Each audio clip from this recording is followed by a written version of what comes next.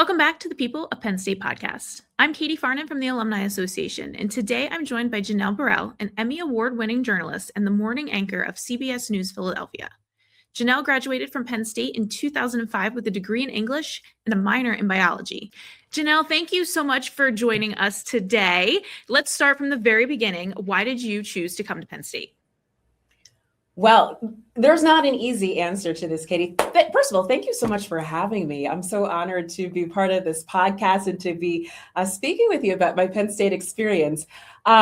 So the long story, since we have time, I initially didn't anticipate going to Penn State. I know this sounds bad, but it wasn't my first choice. It wasn't my first choice school.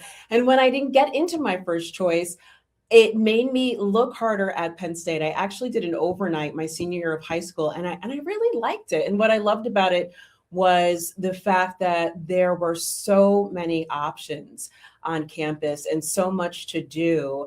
And I figured, while I'm here, I can make the most of the opportunities that are here on campus, and I can learn from the various experiences with, the other students who I came across and the various classes I would take. And in the end, I always, say that everything works out for a reason. I'm really glad that I didn't get into my first choice school, because the experience that I had at Penn State ultimately determined the trajectory of my career and where I am today. Well, we're glad that you made that choice and that you are a Penn State alum. You mentioned in the information you sent us earlier that you actually changed your major a few times. So tell us a little bit about that, and then what else you were involved in as a student. So this is why I was so happy that I chose Penn State, because when I went into undergrad, I thought that I wanted to go into medicine. I had shadowed doctors while I was in high school. One of my close relatives is a physician, and I loved the people aspect of it. Wasn't too keen about the science aspect, but when I got to Penn State, I started as a biology major, and English was my minor. And I have always, from a child, loved reading and loved writing, and that was something that I was really good at. And as I continued to take various literature classes and creative writing classes, that's where I was really shining. And OChem, not so much. And so, I got to this point where, I wanted to take a bet on myself and to do something that I was truly passionate about. And so I started talking to people to get a sense of what their experience was like in their various industries, who had more of a liberal arts undergraduate experience. And I just started asking a lot of questions. And there was the summer after my sophomore year of college, I did this amazing program in Chicago, like a pre-med program where I had more exposure to the sciences, but I kept going back to writing. And I was like, wait, I love journalism. I love storytelling. Is there a way that I can combine this? And that's sort of what prompted me to change my major. So I went from being a biology major and English minor to an English major and a biology minor. Just a switch, simple flip, right? I know. No big deal. But once I changed my coursework, it was just, everything sort of changed, because I just saw so many possibilities. And, now I'm a journalist, but at that point, even when I changed, I wasn't 100% sure that journalism was the path. I knew some aspect of writing, but I didn't exactly know what it was. And going back to Penn State being such a great experience for me, it was the exposure once I started digging and asking questions that I later got that led me down this journalism path. So tell us a little bit about those experiences and the exposure you got that kind of hinted to you that this was going to be your future. So I started working, writing for one of the offices on campus. They would send me out to do like little assignments for them and writing a synopsis for their various newsletters. And one of the women who I worked with, she then put me in touch with Patty Satalia, who was the anchor at WPSU TV, the PBS station that was on campus at the time.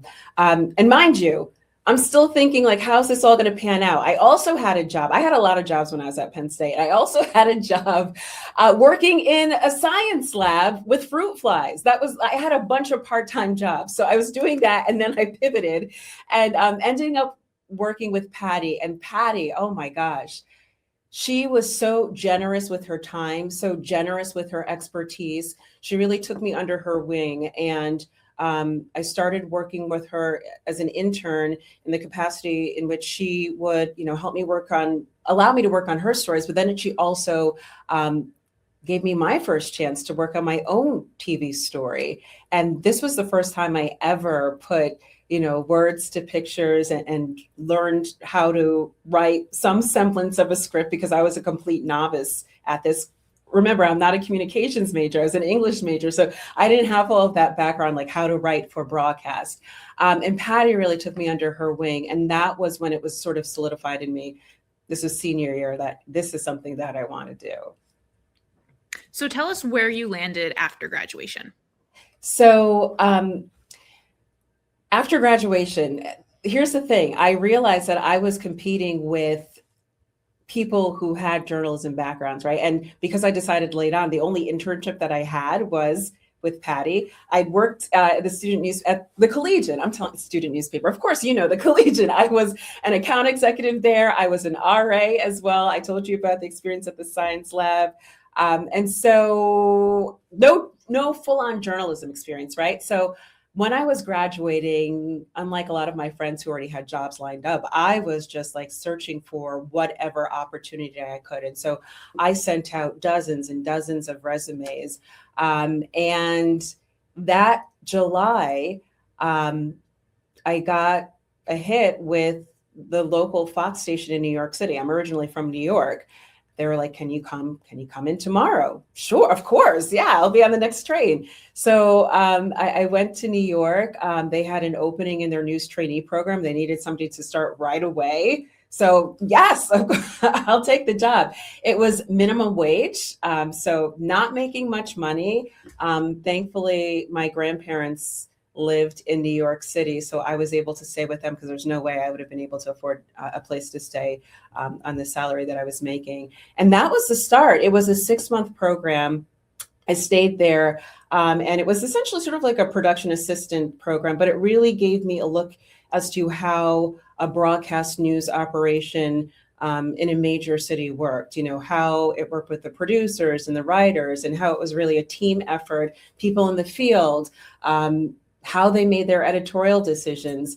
And I was smitten, and I wanted to know, how I could ultimately do what I saw those reporters doing every day. And from there, I got an actual production assistant position at MSNBC. And then I went back to school to get my master's in journalism. So tell us a little bit about that transition from being production assistant, being behind the scenes, and then being a reporter and being in front of the camera. Yeah, so there's a lot of differences. Again, I didn't have like the full experience of having a journalism curriculum. And so everybody's path to being on air is so different. Everyone has, really different stories. For me, I chose to go back to school because I knew that as an entry-level reporter, I would likely have to shoot, edit, everything, as what they used to call a one-man band position. And so I knew that at Columbia University is where I ultimately ended up going. I knew that they would offer that program, that would offer those, that curriculum. It was a shorter program compared to some of its competitors. It was like in and out in a year. And I just wanted to get right in. So for me, it was the perfect match. I was already in New York. And the transition from learning all of that in school and going to my first job, it was hard. It was hard. My first job was in Binghamton, New York, which, if you're familiar, it's a small town. There's about 200 TV markets in the United States. Binghamton at the time was maybe 158 or so. So it's a small TV market, a lot of people getting their start. And I was in a bureau. Only 3 other reporters. Our main station was in Syracuse. And it was a challenge, like finding stories every day. And then not only finding a story and pitching it and then going out and shooting it and writing it and editing it and making it for deadline. And this is in a town where you don't have necessarily breaking news every day. So you had to really enterprise and be creative with the stories that you were telling, and learn to get to know the area really well, so that you could tell stories that really reflected the community that I was in. And then in 2013, you joined the CBS family. So tell us a little bit about how that came about and what has been happening with you there. Yeah, so after Binghamton, I jumped to News 12 networks and then CBS. I was back in New York City, which was huge for me because that was the TV market that I grew up watching. And it was a big jump. I had a lot to learn, even though at that point I had been on TV for probably 4 or 5 years at that point. But it was a wonderful experience, and it forced me to really get to the next level, because I was working alongside sometimes people who I grew up watching. And so, I learned so much from them, really. And those were really some of the most formative years in my career as an on-air journalist. And so I was there for 6 years, and working the streets of New York City. I was primarily a morning reporter and fill-in anchor. So I was one of those people that you'd see at a crime scene at 4:30 in the morning, telling you what had gone on there overnight. But it was a lot of fun. I made some really good friends there. I had some really great experiences. And then in 2019, they approached me and said, hey, we have an anchor position opening at our Philadelphia station, a morning anchor position. It's my dream job. Would you be interested? And the funny thing is, Philadelphia, moving back to Pennsylvania, was never really on my radar. I always loved morning news. And so being a morning anchor was something that I always aspired to be. But Philly wasn't, I don't know, it's so close to New York. It's kind of the obvious city to want to go to. But it wasn't until I came here and auditioned that I was like, wow, this is someplace I could really see myself being. And it's now been 7 years that I've been the morning anchor at CBS News Philadelphia. So that transition from reporter to anchor had to be a pretty big one. You're going from creating the pieces and creating, a single story or two for a segment to being on basically the entire show. So tell us about that. Yeah, so I had a good sense of what it would entail, because I had been filling in New York for the morning show. And I was also one of the anchors who helped launch their digital channel. So at that time, local news stations didn't really have streaming channels. It was a brand new thing. And so I was excited when I was one of the people who they selected to be one of the anchors to start that streaming operation. And then on the broadcast side, I was filling in. So coming here to Philly, honestly, it wasn't that tough of a transition, because I had been doing it, but doing it in New York. What was the challenge was learning a whole new area. This is a city that I'd been to before, but I wasn't completely familiar with.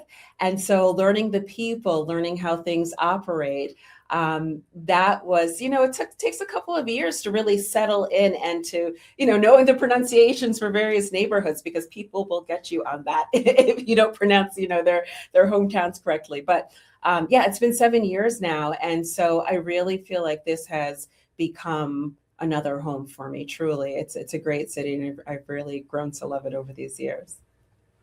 What have been some of your favorite stories to cover in Philly? They've had a couple great years of sports. What has been such a joy for you in that role? Well, yes, you're right with sports. The Super Bowl parade, that was unmatched. That was a lot of fun. Freezing outside for several hours, but that was a lot of fun. But really, I always tell people the stories that stand out for me, they're not necessarily big stories in the way that they're people who are famous or it was some, huge event. Really, the stories that have meant the most to me are the people stories, and just the remarkable things that everyday people do and what they've overcome. There was a story a couple of years ago that I did with a young lady she lives in Philadelphia. At the time, she was a flight attendant. This was just before the start of the pandemic. And she, at the time, we didn't know a lot about what COVID was, right? Or how deadly it could be. And so she got sick and had no idea what was wrong, what was going on. She went into the hospital. She started going into septic shock. And the last thing she remembers was that they told her, we have to put you in essentially a medically induced coma to save her life, to support her organs, because her organs were starting to fail her. And when she woke up, because of the poor circulation, because of her organ failure, her limbs were starting to turn like literally black from the lack of circulation. And they told her, to save your life, we have to amputate your limbs. And by limbs, I mean all 4 of them. And this is a woman in her early 30s. And immediately she said, yes, do whatever you have to do. I want to live. I want to stay alive. And this woman, my goodness, she had a whole life ahead of her. She was planning to go back to school to become a nurse. She had a boyfriend she loved. She was starting her life here in Philadelphia, really, as an adult. And all of this happened to her. And she woke up out of that coma. But as sad as she was about what happened to her, she was determined to make the most of her situation and to keep a positive outlook. And the story was about her resilience and how, a situation that a lot of people would not have survived, not only physically, but emotionally, she has just really triumphed.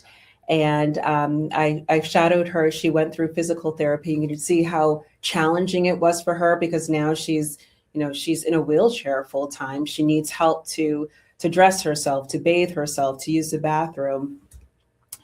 She's been through a whole lot, and her story was just so inspiring. And it brought tears to the eyes of a lot of people who watched it, because it was just so moving, how powerful her story was and how hopeful she was despite everything that's gone on with her. And as it turned out, we ended up winning an Emmy Award for that story.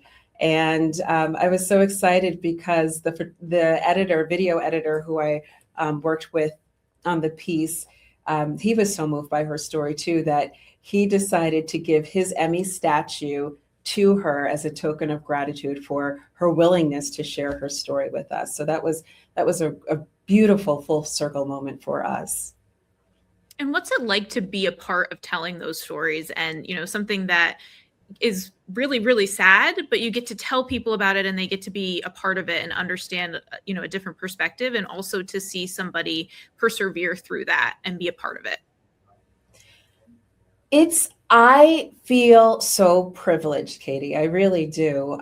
Even when I was a street reporter in New York, you are meeting people during the most vulnerable times of their lives, whether it be, one of the happiest days, but often it was during some of their saddest days after somebody in their family had been killed. I can't tell you how many times you had to do those door knocks, and your heart breaks when you have to reach out and say, I'm so sorry for your loss.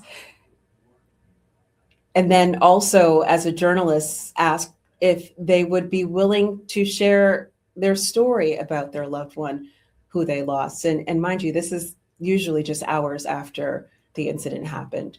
And so, they don't have to do that. And the fact that they choose to share about their loved ones or whatever difficult, experience they're going through, it feels like a privilege. And I take that responsibility so seriously, and sharing that with our audiences. How do you find balance in a world where there's a lot of bad news, but there's still a lot of good news to tell? And, how do you find the balance between the two and kind of decompress at the end of maybe a bad news day? I'm still learning how to do that 20 years in, right? It's hard. It's hard because some of those stories just really stick with you.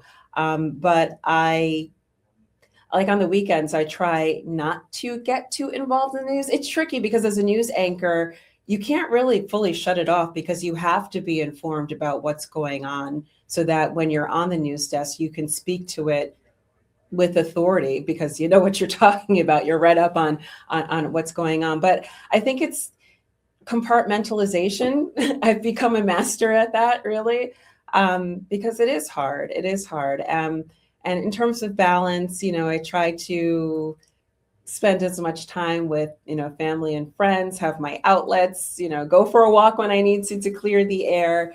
But at the end of the day, recognize that it is a service that we provide. Journalism is truly a service in informing the public. And so, you do the best that you can, and again, take that responsibility seriously because you know that people are trusting you to tell their stories.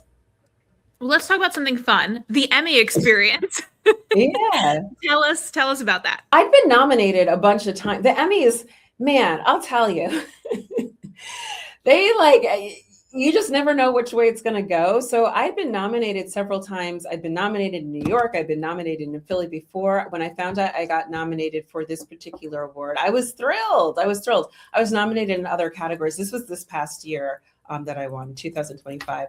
I was nominated in other categories that night as well. And so you're at, this huge hotel ballroom, everybody's dressed up. You're surrounded by people from your station, from various stations. So the Emmys, the Mid-Atlantic chapter represents not only the Philadelphia market, but also the Pittsburgh market and some of the other smaller markets in the Mid-Atlantic region of the country. And so, when they called my name, I was excited. And I was excited because the photographer who shot the piece, he was there. The video editor who I mentioned, he was there. And it was a moment that we shared together because as much as it was me on camera interviewing the young woman and I wrote the piece, they were equally involved in the fact that the photographer was amazing in shooting it and capturing the images that I needed to write to. And my editor on that piece, he just knows how to make stories sing. So I know when I write, I know when I put it into his hands, he's going to just elevate it to that next level. And so it was a really special moment to see that hard work recognized. And most importantly, to see Candace, that was the young woman, recognized for being brave to share her story with the world. Makes it all worth it, right? Yeah, absolutely. Absolutely. It does. So let's talk a little bit about social media because I feel like it's evolved the news atmosphere so much. And you do a daily segment where you talk about the morning headlines, like a quick recap of here's what we're going to talk about. So how has that changed the profession for you? Wow. Do you have an hour to I know. How has it's changed everything about the profession? When I started 20 years ago, this business looks completely different than what it looks like today. And social media is a large part of that because people are not getting their news from traditional broadcast, linear broadcasts, the way that they used to, meaning, watching you on their TV through their TV at home. And social media has really just been a sort of a disruptor in the journalism industry, right? Because so many people consume their news that way now. And so the challenge right now for journalists is how do we keep up with that? And how do we still remain relevant in providing news to people in the way that they're consuming it? So to your point about me doing a little segment from the anchor desk every morning, I literally take my phone out and I'm there in commercial break, taping myself to give headlines as a way to, engage with our viewers, with our audience, and then also hopefully to get them to turn on, whether it be the TV or to watch us streaming, because we do simulcast on broadcast and on our streaming channel, to check us out. It's kind of like at this point, you have to meet people where they are. And so I think the whole industry has been pivoting to do that. I don't know a local TV station that does not have some sort of streaming operation as well. And so, that means more hours on TV, but also more opportunities to produce news and pieces and stories and specials that, you might not have time for on a traditional broadcast channel, but on streaming, you have unlimited time. You have 24 hours to fill, right? So there's so much more that you can do and play with. So it's a challenge, but it's also a challenge in a good way too, as we all kind of evolve and kind of see where this business is taking us. A fun challenge, right? Everything's free for the most part on social media, so worth a shot. I know. So the challenge too is like, how do TV stations monetize that? Because there's been such a decrease in ad revenue on the broadcast side. So yeah. Always a balance. Oh, that's true. That's true. So you got to go back to Columbia University and be an adjunct professor in journalism. Tell us about those experiences and any lessons that you were able to take from Penn State with you for that experience. Oh, well, I loved my time. I was so excited when they asked me to come back as an adjunct. Yes, of course. I was working in New York as a reporter at the time. So after my long, like 12-hour days, I would go shoot up to Columbia and then be part of a team that taught students in what they called sort of their nightly news class. So it was a class that simulated, what it would be like to be in a nightly newsroom.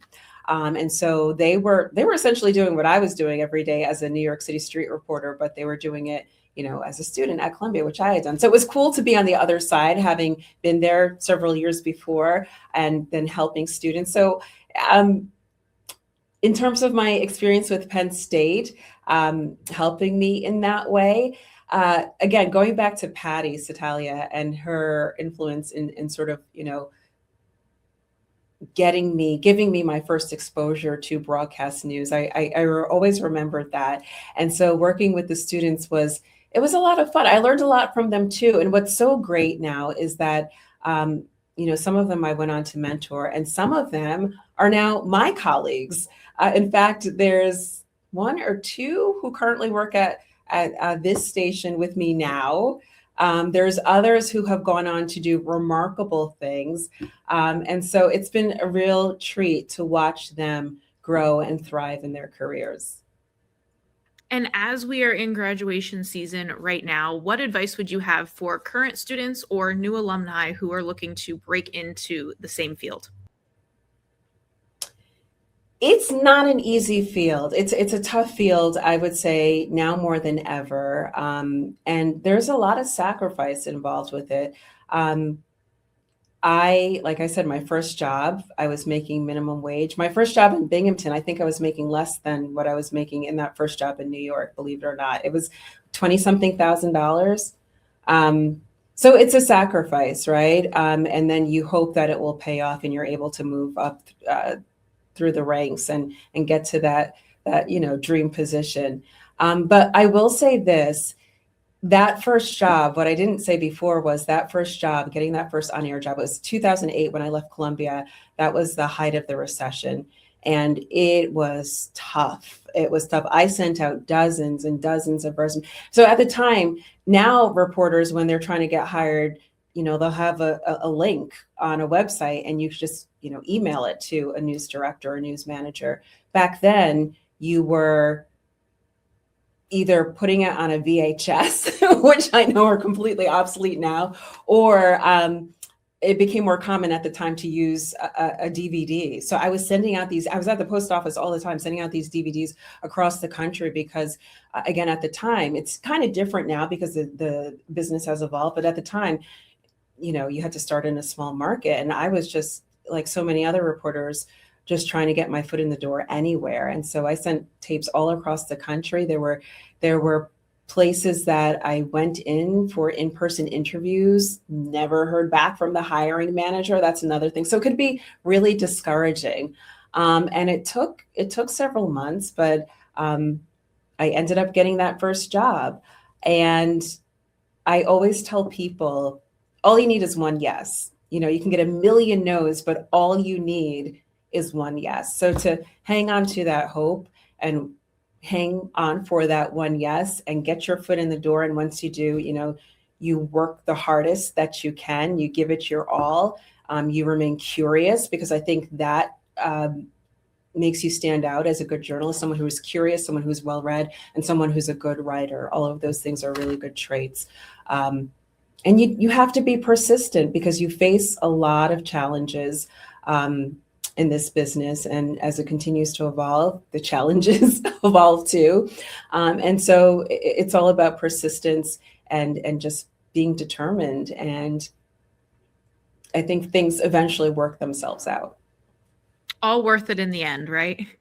It is. But I mean, it's just so funny because people ask, like, how did you get to where you are? And there's no clear cut path. Everybody's path is so different. But I think the common denominator for all of us is that you worked really hard and you didn't give up, even when it seemed like you were down and out, you know? Totally agree. Yeah. All right. Well, we like to wrap things up with a quick lightning round of some Penn State related questions. Are you ready? Yeah, let's do it, Katie. I'm ready. What you got for me? Right. Your favorite creamery ice cream flavor? Okay, this might be controversial, but it's not an ice cream flavor. I love the creamery lemonade. That's my favorite. You are not the first person to say that on this podcast, and it's so good. Underrated. So good. The extra meal points that I had at the end of the semesters, I would load up on lemonade and take it home with me. And my family loved it too.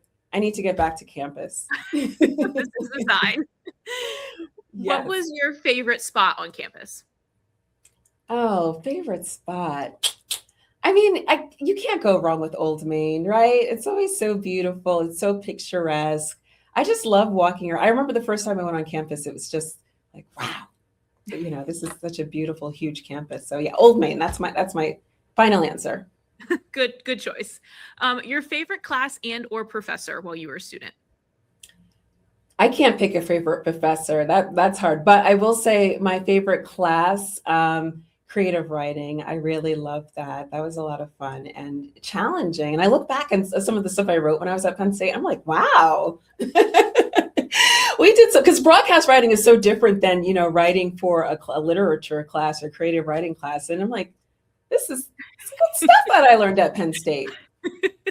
Your favorite state college restaurant? Where's the first place you're going when you're back on campus? Oh gosh, state college restaurant.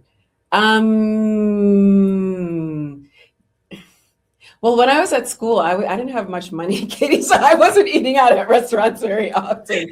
There was a pizza place called like Bella Luna or something. Is that still there? Fascia Luna?